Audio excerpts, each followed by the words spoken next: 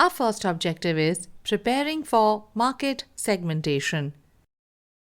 What is the definition of market segmentation? Market segment is the process of splitting customers or potential customers in a market into different groups or segments. Customers therefore segment themselves, and what the company must focus on and understand the needs that customers are seeking to satisfy, and in doing so, understand the motivation that drive the choices made by the customers. So why segmentation?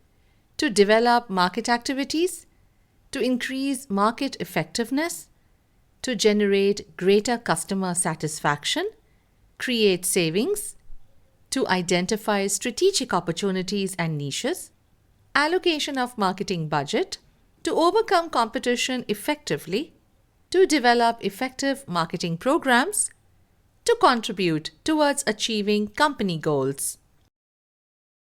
Let's look at predetermined approaches used in market segmentation.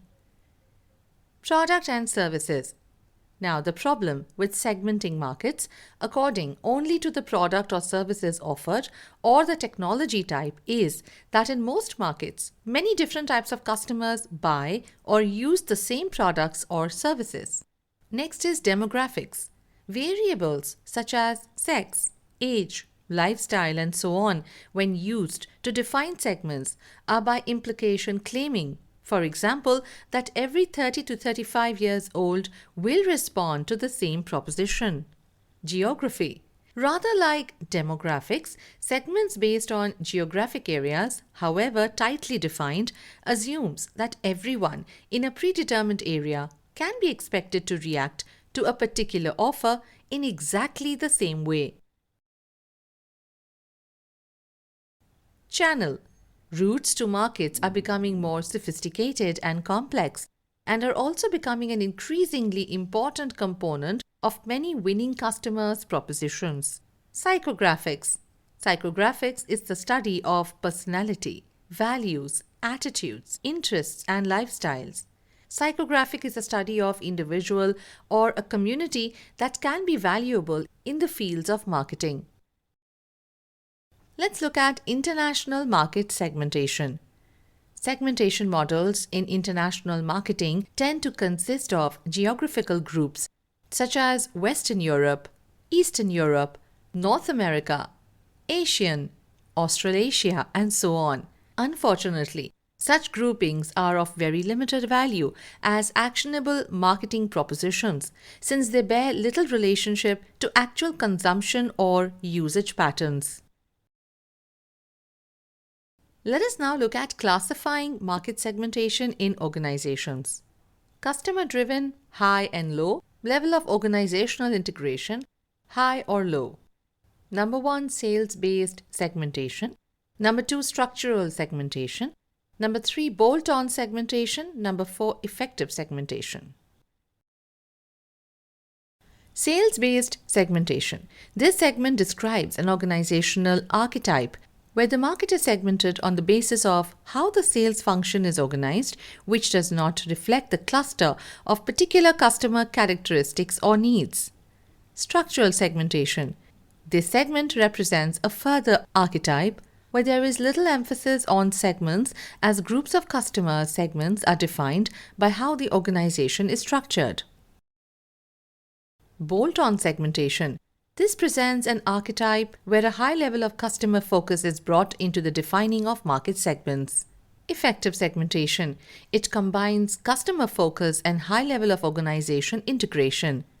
The organization is able to apply customer-based data in order to develop a set of defined segments. Effective market segmentation. Proposition flexibility. This is the degree to which a proposition can be tailored to the needs of different groups of customers. It can range from a fixed product offering to one in which the offer is almost completely specific to an individual customer. Market granularity. Market granularity is the degree to which customers' needs and motivations differ within a defined market.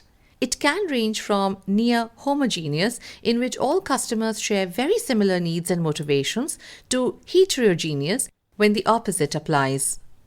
Organizational consideration. The most important point about organizational structure is that there are a number of issues that all firms have to address. They are geographic location, function, products, markets, channels. Increasing competition has forced organizations to agree that the two main issues are products and markets, which is why many organizations have product or technology managers and or market managers. Let's now look at the criteria for segmentation. Possible to measure, large enough to earn profit, stable enough that it does not vanish after some time. It is possible to reach to the potential customer via the organization's promotion and distribution channel. Internally homogeneous, potential customers in the same segment prefer the same product qualities.